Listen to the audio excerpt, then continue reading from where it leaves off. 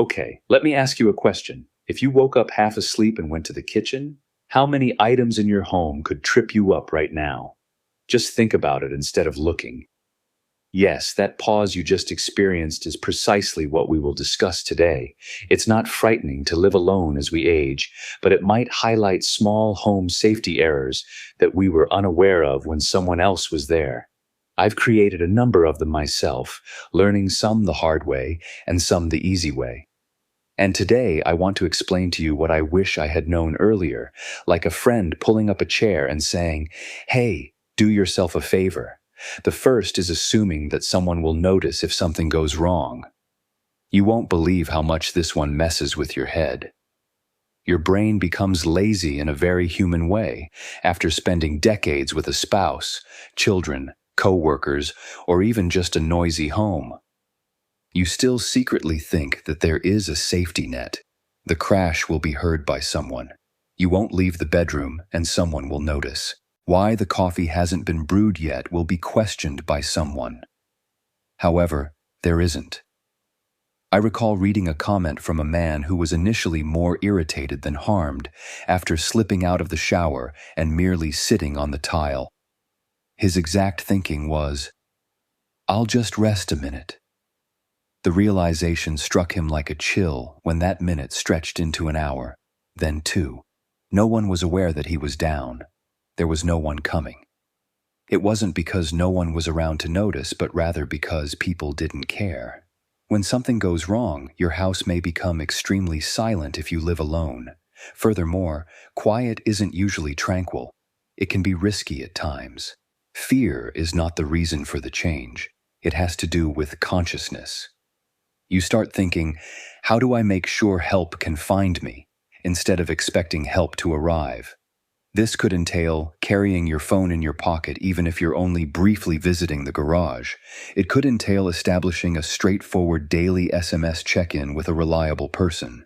Just a morning still kicking message, nothing extraordinary. One father made a joke about how his daughter would freak out if she didn't receive her daily thumbs-up emoji by noon. You can laugh all you want, but that emoji could save your life. Feeling linked is more important than feeling observed. Being independent does not equate to being invisible. 2. Underestimating slips and trips at convenient locations.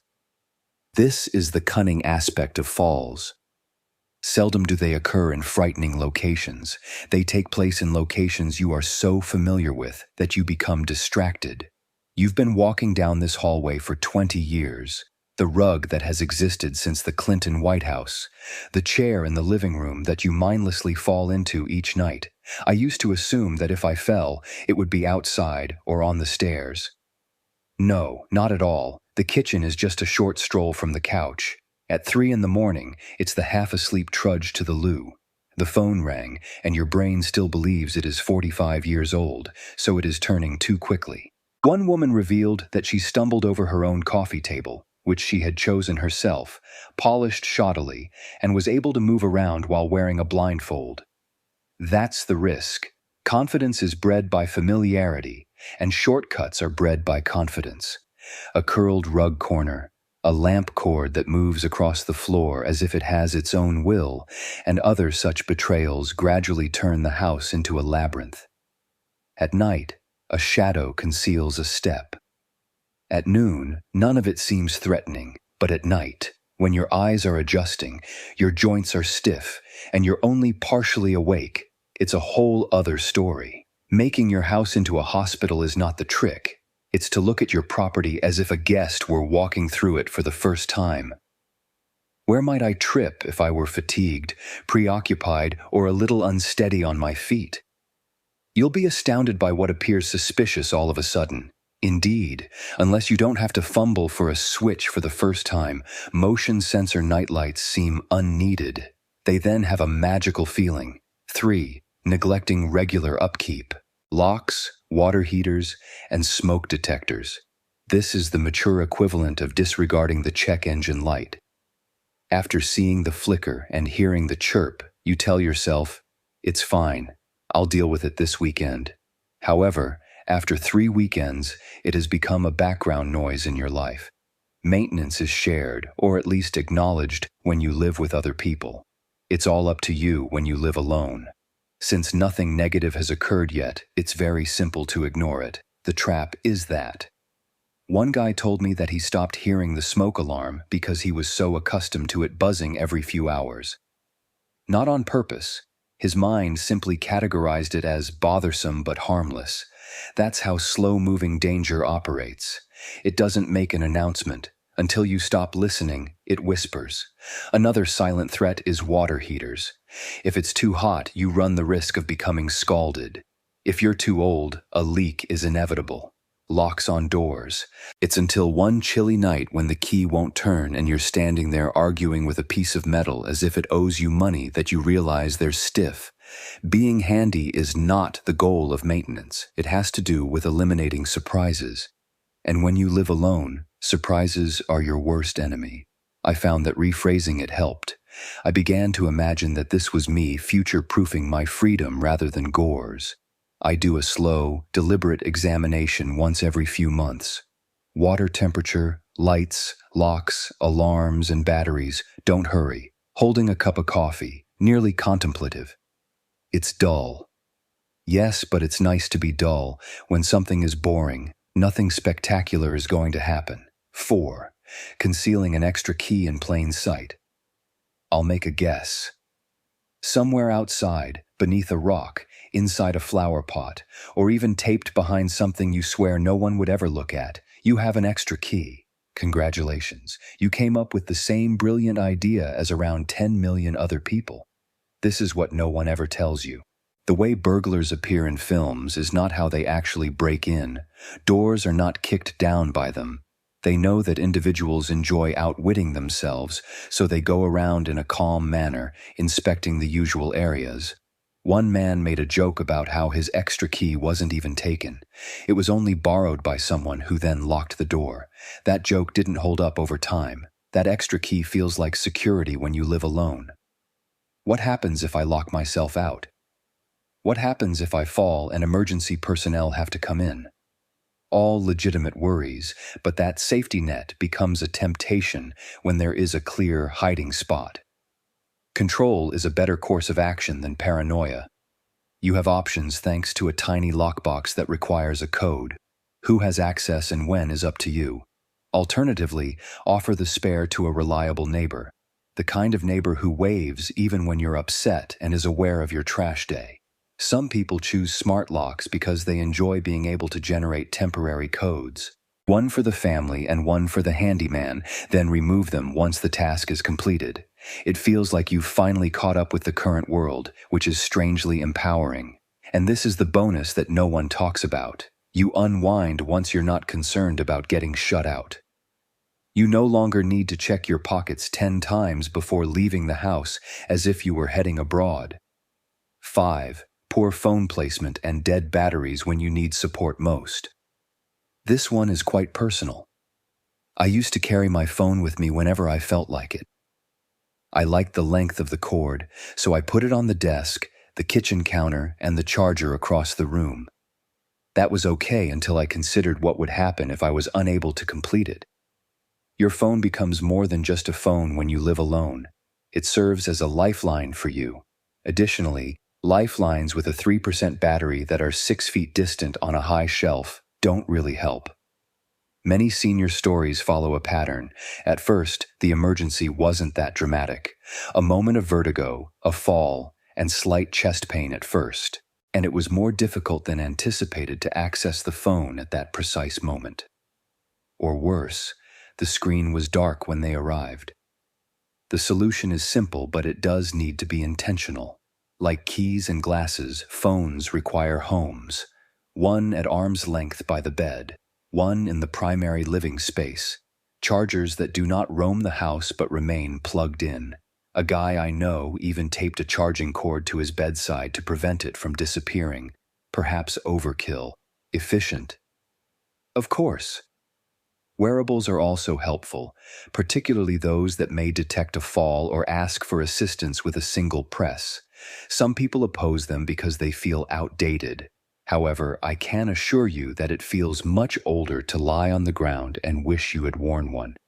Additionally, please charge the device before going to bed for the sake of common sense. Never let your phone fall asleep before you do. 6.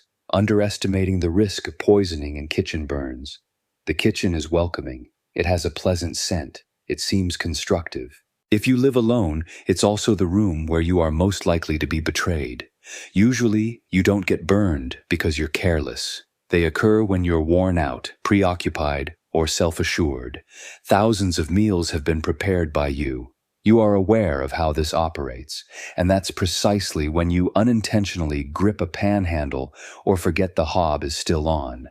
According to one woman, she set a timer for tea, left the room, got on the phone, and came back to smoke.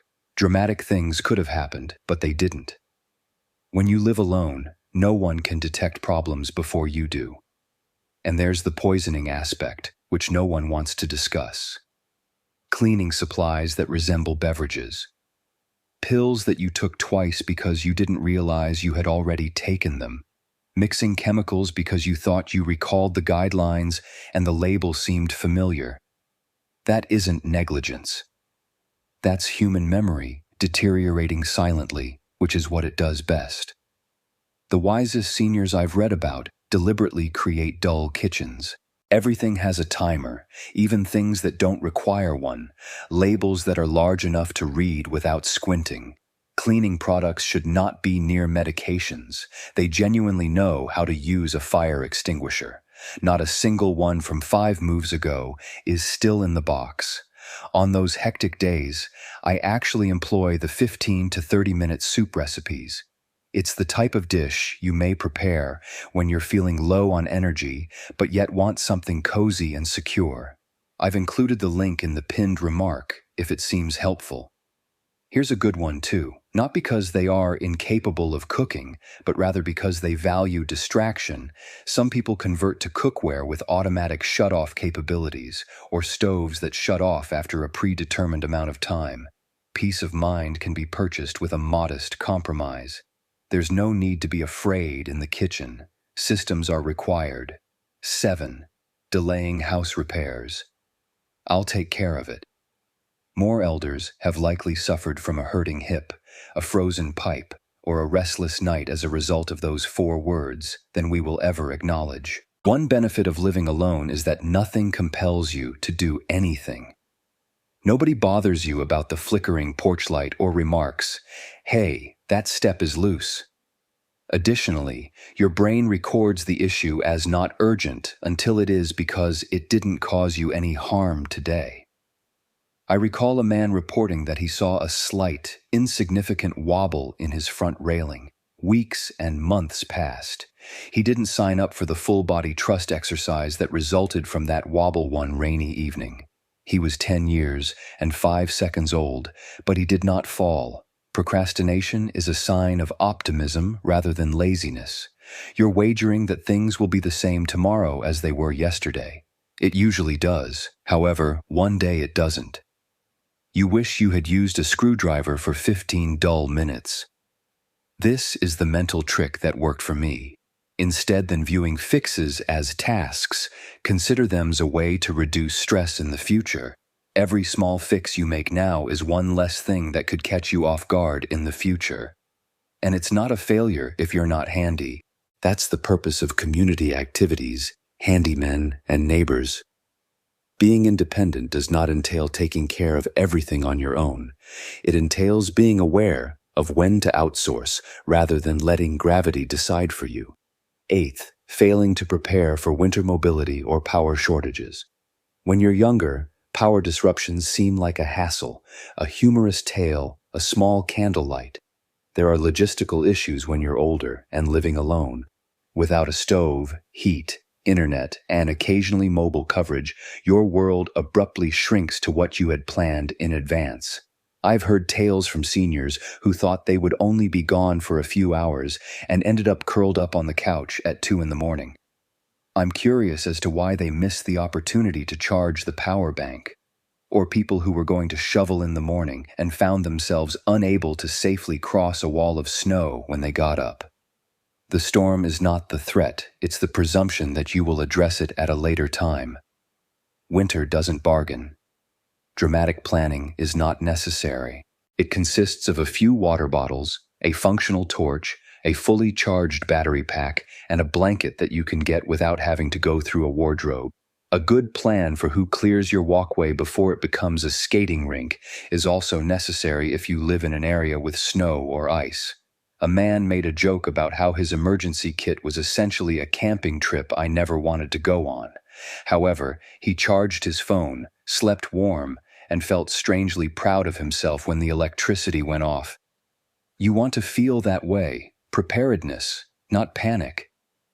9. Allowing isolation to endanger one's physical and mental well-being.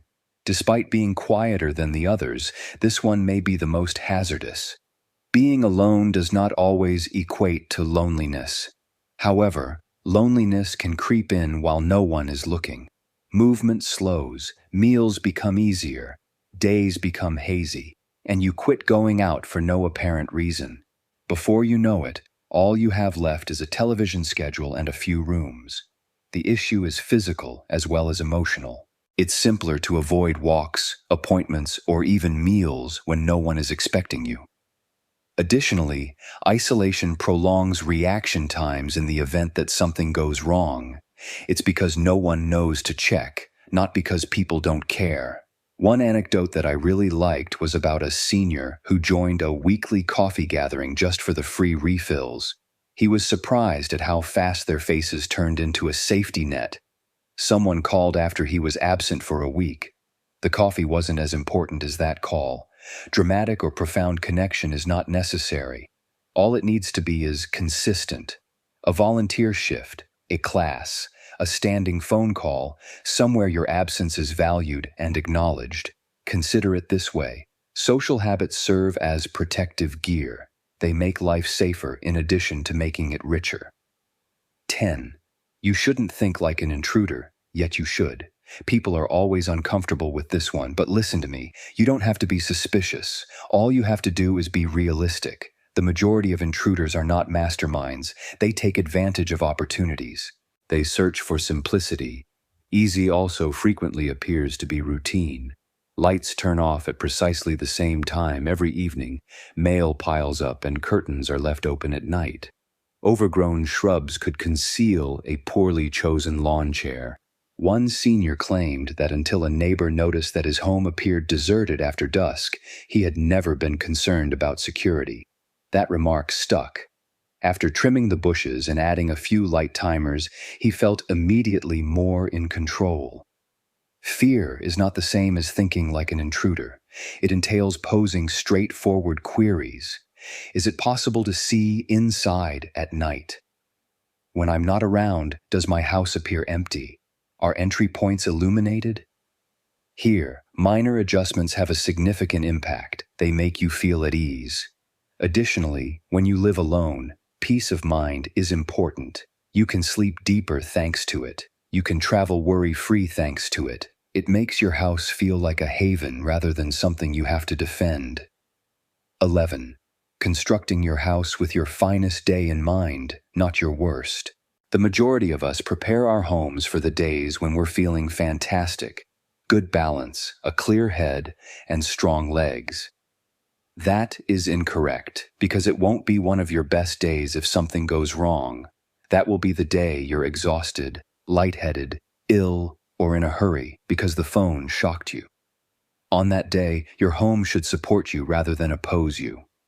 A senior once said, "My house worked perfectly."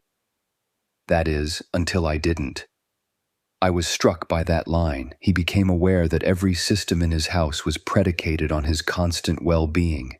The limited area surrounding the bed, the hefty doors, the tall bookcases, and the hidden step stool. On good days, everything is all right. On bad days, everything is perilous. It's not necessary to transform your home into a hospital ward in order to prepare for your worst day. It entails posing more intelligent queries. Can I get what I need without having to climb or stretch? If my hands are stiff, can I still open this door? If I feel weak, may I sit down quickly? Can I obtain assistance without getting up? One man claimed that just a few inches lowering his most popular shelf completely altered his comfort level. Another traded in a cozy, deep couch for one that allowed him to stand up without having to contend with gravity. Little adjustments, great relief. Your house should take into account your humanity rather than your invincibility. 12. Disregarding the mental baggage that leads to physical mishaps. I was startled by this one. Although we frequently discuss physical risks, mental clutter poses an equal threat. Your attention is divided when you have too many things on your mind, such as bills on the table, reminders pinned to the refrigerator, and schedules for your medications. Additionally, fragmented attention is the cause of accidents. You neglect to turn off the stove. You rush because you're preoccupied. Because your mind is preoccupied with anything else, you misjudge a step.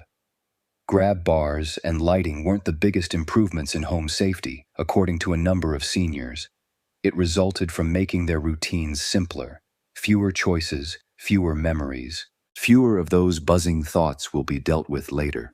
One individual claimed that he began storing crucial knowledge on paper in one location rather than mentally. Written records include emergency numbers, prescription drugs, and appointments. He said that his mental weight had dropped by 10 pounds. Additionally, your body moves more smoothly when your mind is at ease. You rush less, forget less, and trip less. Physical safety in disguise is mental clarity. Therefore, it's dangerous as well as aggravating if your kitchen counter appears to be a command center and your brain feels constantly active. Simplifying is a sign of intelligence, not laziness. 13. Failing to prepare for emergency scenarios before they arise. This is an unpleasant reality. You fail to step up to the plate in an emergency. You rely on your practice. The majority of us have plans that we have never practiced. I'll make an assistance call. I'm going to use the extinguisher. I'll go outside. Yes, you will. How does your brain retain information when under stress? One senior revealed that he possessed a fire extinguisher for 10 years, but had never used it. He realized he would have done it incorrectly in a panic when he eventually read the instructions. After reading about falls, he practiced getting off the ground once more and was shocked to discover that it wasn't as simple as he had thought. Dramatic drills are not a necessary part of practicing. It entails attempting things in silence when you're at ease. Is it possible to get off the ground without the use of furniture? Is it possible to swiftly unlock the door in the dark? Is it possible to contact emergency services without having to seek up the number? Do you know the precise location of your torch? I once timed my stroll in the dark from the bedroom to the phone. It was a humble experience, helpful as well. Panic is eliminated via practice. Oh no becomes, I know what to do, and when you live alone, that confidence is invaluable. This is the one thing I want you to remember from this. These changes have nothing to do with fear or relinquishing one's freedom. They aim to make life much safer, more tranquil, and easier, particularly on days when you're having trouble with your knees, balance, or memory. This week, start with just one little thing. You will be grateful for it in the future. And please do me a favor if this video was even somewhat helpful. To ensure you don't miss the next discussion, hit the like button, share it with a single person, and subscribe. I'll see you in the next one. We're in this together.